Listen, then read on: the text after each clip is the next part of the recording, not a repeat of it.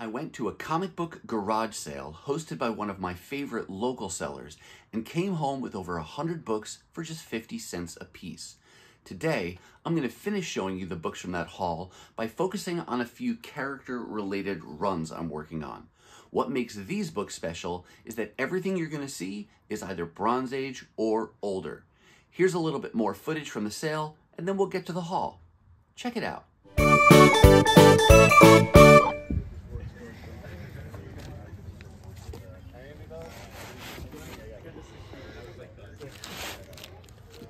Yeah, let me know if you're ready. Oh, nice. Gold star. Ah, so good.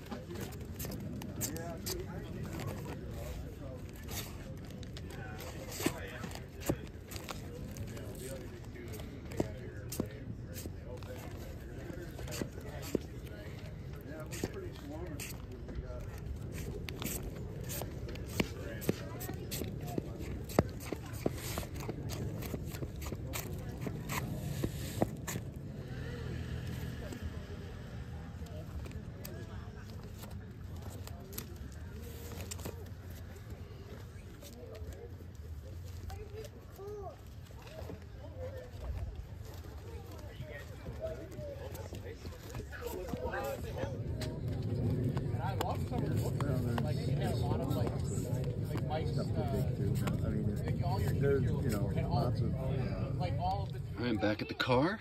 Here is my haul. I actually got away pretty conservatively. They said probably 110 books I guess I got, plus a little snack at the end there. But right at the end he brought out some Bronze Age 50-cent boxes, and I found some really cool stuff that I can't wait to show you. So let's get these home. Hey everyone, and welcome to today's video. This stack of books that I'm going to share with you today comes from a comic book garage sale that was hosted by one of my favorite local sellers. The seller's name is the Brothers Grin, and they sell at a variety of shows here in the Twin Cities. They occasionally host their own sales, and then they do sell online. So I'll put links to their online presence down below in case you want to check them out. But the books that I showed you last time, and then now we're continuing today, are books that I got from their most recent garage sale. And I think it's only the second time they've done this, but the deals really are hard to beat. They have dozens of long boxes of comics out on a front lawn, and they break them into different price groups. So for example, they had a bunch of 50-cent boxes, and then they had dollar boxes, $2 boxes, and then it keeps going up even to the pricier keys. But when I say pricier, it's still amazing deals. And so this sale attracts a lot of attention, and people come home with a lot of good books. Now, last week, I showed you the first half of my haul, and that was kind of more of a smattering of individual issues here and there, some minor keys, some limited series I was working on, and we had books that went from modern age all the way back to a little bit into the Silver Age. Today, these are all Bronze Age runs of characters that I'm working on. Everything's kind of random in the 50-cent boxes. They're not organized. It's just too much inventory to try to alphabetize all that stuff. But a few hours into the sale, they brought out some additional boxes that were all Bronze Age focused. And that's where I got the bulk of the books that I'm going to show you today, because those were much more organized, alphabetized, and characters and titles and things were all kind of grouped together. So I was able to make some really good progress on some runs I'm working on. So all that intro out of the way, let's go ahead and get to these books. Let's get started with some Daredevil.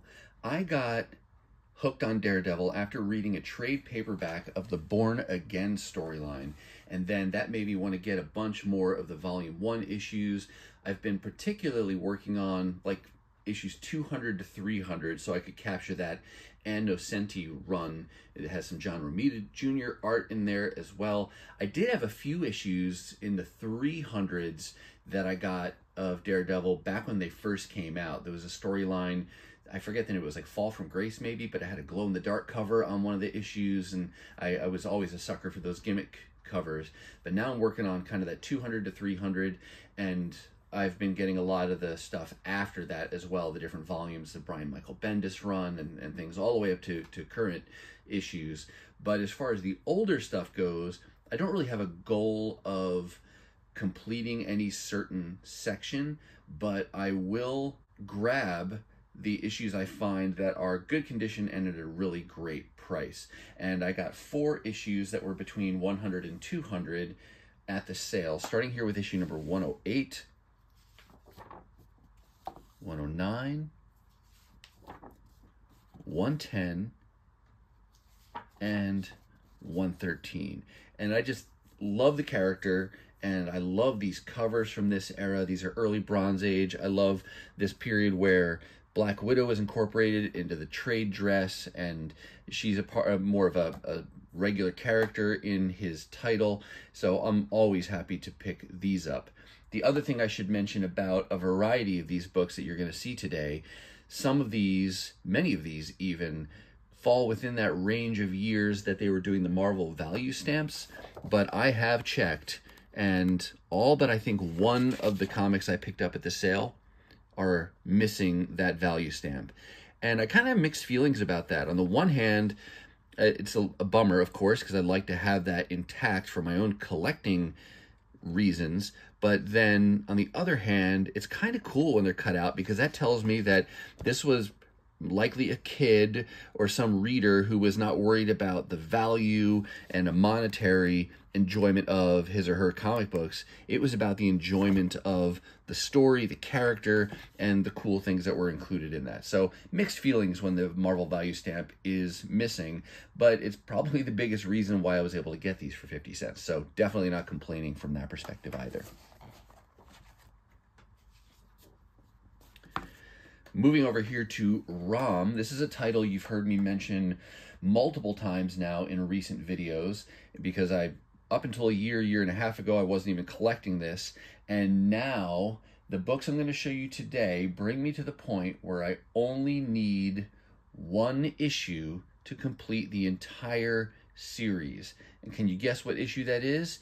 It's number 1, and that is not a dollar book. So we'll see how that goes.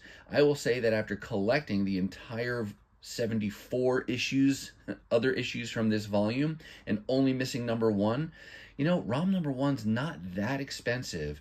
So I would be willing to maybe pay up a little bit to get that and complete the entire series. But we'll have to see. I'm going to have to price it out, look around, keep my eyes open, but we'll see how that goes. If you've been tracking with the ROM adventure, you can continue to think about where that's going to go down the road. But as far as the garage sale went, I got this issue 19. This is actually an upgrade to my current copy. So I am grateful, because I see ROM enough that not only can I get issues, but now I can actually upgrade to get better condition copies of some of the lower condition copies that I currently own. So that's what this one is. And for any of you who've watched Star Trek, Next Generation, Deep Space Nine, and follow those franchises, this face here and these big buggy eyes remind me of a character named Gowron, who was, I forget his title, but basically he was the head of the Klingon Empire. But I always think of Gowron when I see that cover. So there's 19. Here is number 24. This one was very significant because this is the second to last issue that I needed. A few videos ago, I showed you books from the Pulp Comics summer sale where I found a nice run of ROM issues, and I mentioned seeing issue 24, but it was so beat up that I left it behind. And here we go, just a couple weeks after that sale, I go to a garage sale, and this is a really nice condition copy of 24, so don't regret leaving number 24 behind at all before, because now I have that one. And then the third ROM that I picked up is this, number 58. This was another issue that I did get from the Pulp Comics sale, but it was in lower grade condition, and I got it anyway just because I thought the cover image was so cool. But now even there too, I had that upgrade. So 3 issues of ROM, all kind of with some significance to my collecting goals here, and now I just need that coveted issue number 1.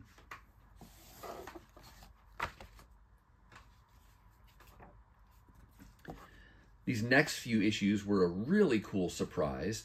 These are part of the Giant Size Fantastic Four series that ran for 6 issues. The first one actually had this different name. It was called Giant Size Superstars, featuring the Fantastic Four. And this cover is iconic. I think this gets used as one of the cover options on the Fantastic Four Omnibus Volume 5. So this was the first one I saw, and it caught my attention right away. These issues have a variety of stories in them. Some of them seem like new stories. Some of them are reprints of older Fantastic Four stories. And then you get other bonus material in the back here for some of these. For example, oh yeah, look at that. Four of a Kind, a review of Fantastic Four #1 by Roy Thomas. That's pretty cool. And then this issue 1 has some of these kind of official handbook type of bios on some of the villains, the rogues gallery here. So you've got Mole Man,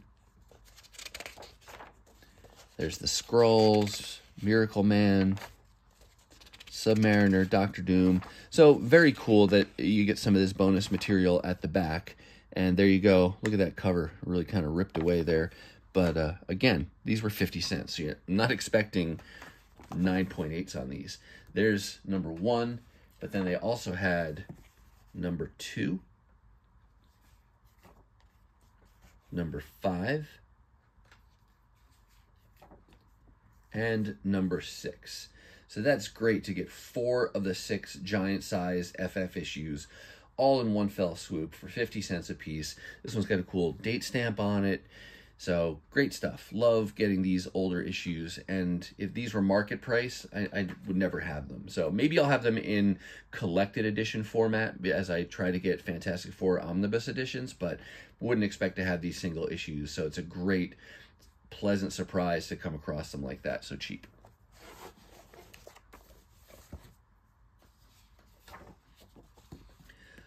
Thor is one of my favorite characters, and another one similar to Daredevil, where I started wanting to get a particular run of his Volume 1, and then my love for the character just grew from there, and now I've been collecting just about anything Thor after Volume 1, and similar to Daredevil as well, anything before the Walter Simonson run of Thor, I'm not specifically trying to get, or really, I don't have them officially added to my wish list. I just keep adding in the issues that I have, and as I find more that I'm missing, I'll continue to get those, provided they're in halfway decent condition, and again, at a really good price. And I found a really good chunk of Thor at the sale, all the way back to this issue 212. So this is the lowest number they had. And again, a lot of these would be Marvel value stamp era books, but they're all missing from these. And you also get really cool John Buscema art from this period in addition to that. So I think that's his art on the front there. And yeah, John Buscema and Joe Sinnott as the illustrators there. Classic images and poses. And I won't read off all the issue numbers as I go through these. I'll just show you the covers. Love the colors, love the poses, love everything about them. They're just so cool even to look at. And similar to those Daredevil issues, I may not be, trying to get a particular run, but as I pick up a few issues here, a few issues there, as I find them over time, that really starts to build up. You wind up with a pretty decent collection of issues. And so now I've got a really good run of issues that go between that 200 and 300 issue numbers. Another cool date stamp there. So there's the Thors that I picked up at the sale. Whoops. Shuffled them, and now they're all completely out of order. This was the one kind of random issue that I grabbed. This is Avengers Annual number 9. I'm not working on the annuals. I'm not working on a run of Avengers from this period, at least not at this point in my collecting life. But this cover really jumped out at me. I love the heads on the side here. Love the colors. Love the whoever this Arsenal character is. I just think he looks really cool. So I just was a cover buy. Loved everything about that cover. So happy to grab that, especially for 50 cents.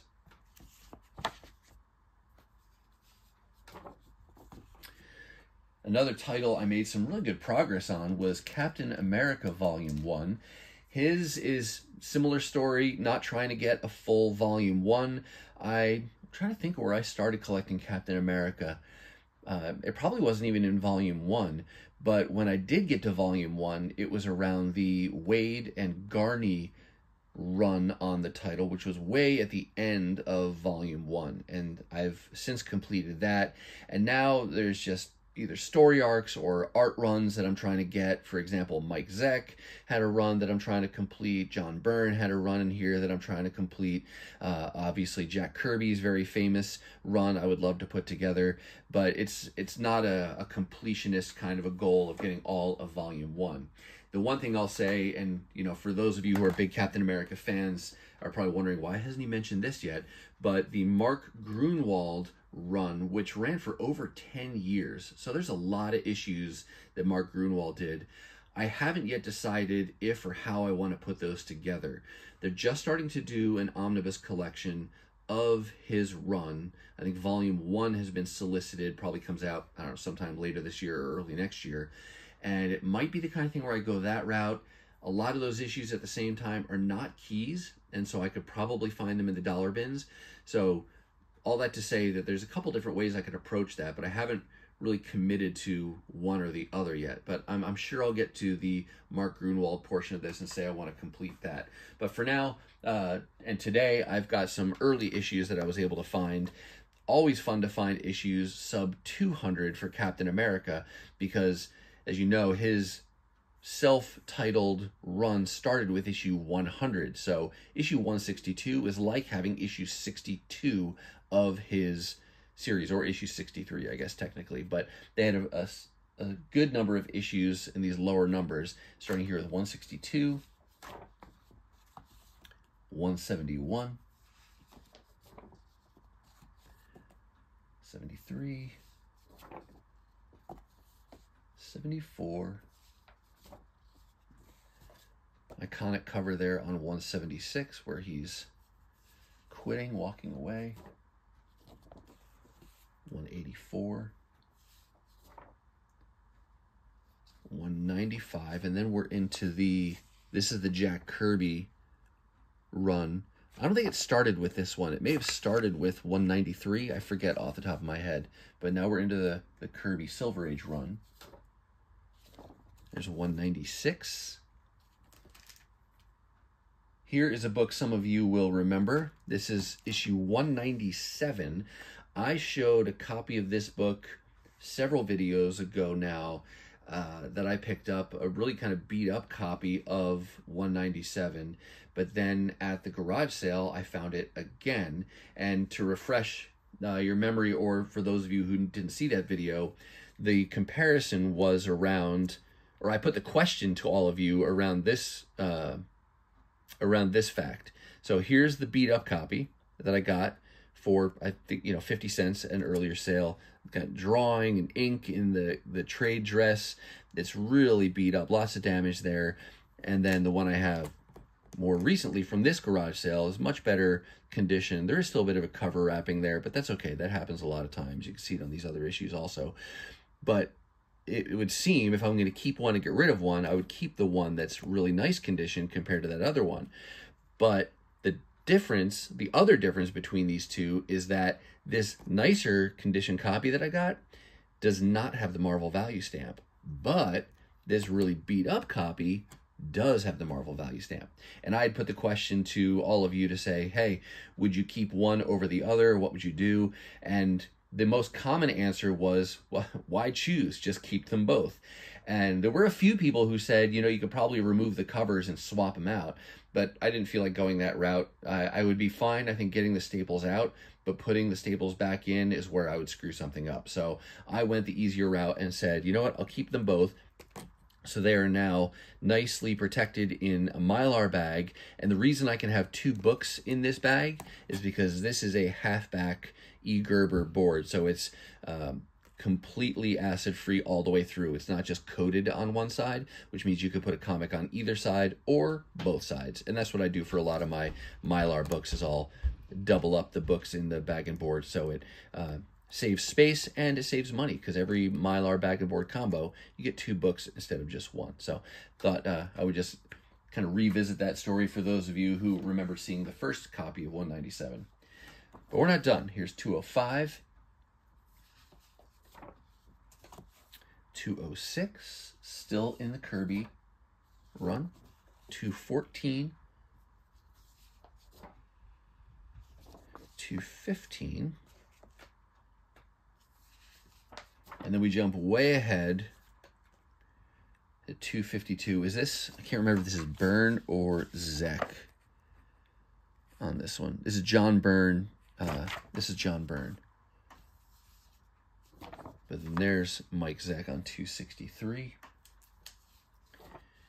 And then 265, which is good that that's the last issue, because I'm out of shelf space there. So really nice progress on getting some Bronze Age Captain America, Jack Kirby, John Byrne, Mike Zek. Good stuff there.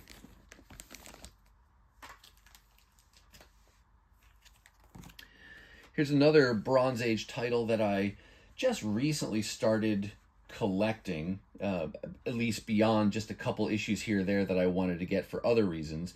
This was a 100-issue series focused on the Thing and then somebody else that he teams up with or is fighting against in his issue. And this was a series that preceded his solo title, just The Thing, that ran for, 36 issues, I think. This is issue number 3, so really nice low number. And this is another example of a book where I found another copy of this same issue not too long ago, earlier this year, and then had to compare and say, which one do I want to keep, which one do I want to get rid of? And this is the copy that I'm going to keep on this one, this really nice condition copy of number 3. And really happy to find such a low number for so cheap. I don't know if and when I'll ever find, especially number 1, or maybe even number 2, but I'll keep my eyes peeled, because you never know. Stranger things have happened.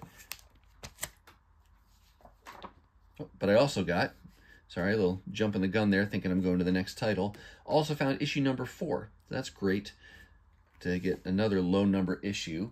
But then one other that I picked up, this iconic issue number 50. This is one of those first issues from the series that I wanted to collect prior to wanting to get the whole thing.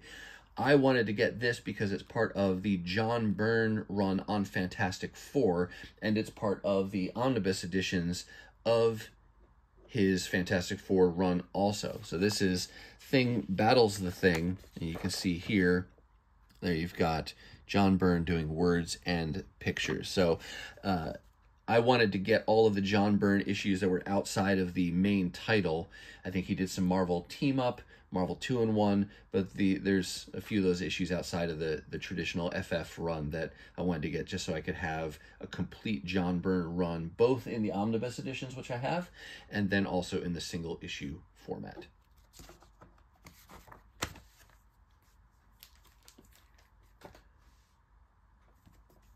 Really just a handful more books to go, and we get to really some of the oldest stuff that I was able to pick up at the sale.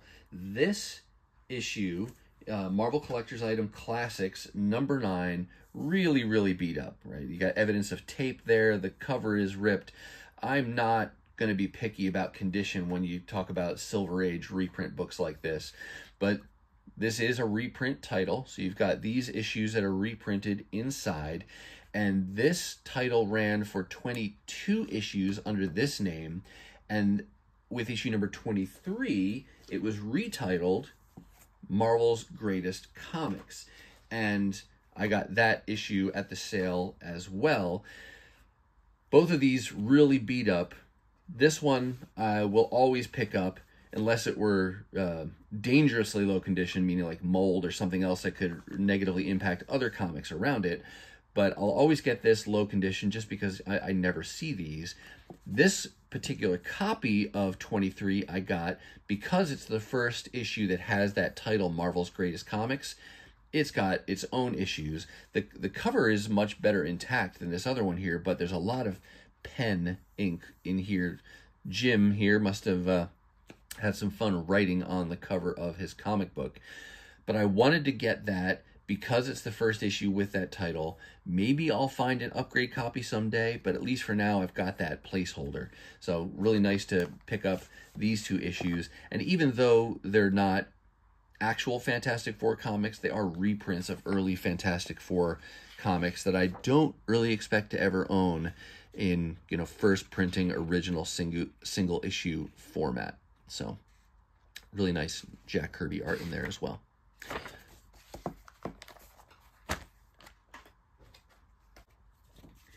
And now the last run, the last title to show you that I made some progress on is Marvel's first family, Fantastic Four. Similar to a lot of these other titles, I started by collecting a certain run. In this case, it was John Byrne's era, and then I liked the Walter Simonson art a little bit later on in that volume, and I've really come to love Fantastic Four as a team, as a title. And so really at this point now, I'm collecting anything Fantastic Four I can get my hands on. I'm loving the current run of FF under Ryan North's penmanship, or his writing there. Been loving those stories. And yeah, so I'm just trying to get as much Fantastic Four as I can. And anything before that John Byrne era, I love being able to find. And I was able to get issue 118, 159, 160, and this issue is the one issue of everything you've seen today that originally had a Marvel value stamp. This one still has that Marvel value stamp intact. Every other one has been cut out, but one out of all of these that still has the Marvel value stamp. And I think it's Red Skull in this issue, but that was still nice to have. And then there's issue 179. And then last, and certainly not least, issue 188. So some nice progress on my main Fantastic Four run. Similar to a lot of these others, you know, I just kind of pick up what I find when I find it in halfway decent condition and for cheap. And over time, the more I do that, I am slowly but surely building out my collection of issues that I have between 100 and 200, really from like, you know, 110 or 120. I don't see too many of those low 100 numbers, but still happy to find each of these issues and really happy for all these great Bronze Age books that the Brothers Grin had at their comic book garage sale. All right, that's going to do it for me, and that's going to wrap up all of the books from this amazing garage sale hosted by the Brothers Grin. I will put a link to their online presence down below, as well as a link to part 1 of this video in case you haven't seen that yet. I do hope you saw something that you liked, and if you did, why don't you give the video a thumbs up? And if you want to see more content like this, dollar hauls, 50-cent hauls, garage sale hauls, really anytime I find good books at great prices, then go ahead and hit that subscribe and ring the bell for notifications so you'll know the next time I upload a video. Now, if you're not quite ready for the YouTube fun to stop, I have hand-selected a couple videos here for you to check out. As always, thank you so much for watching, and I'll see you next time.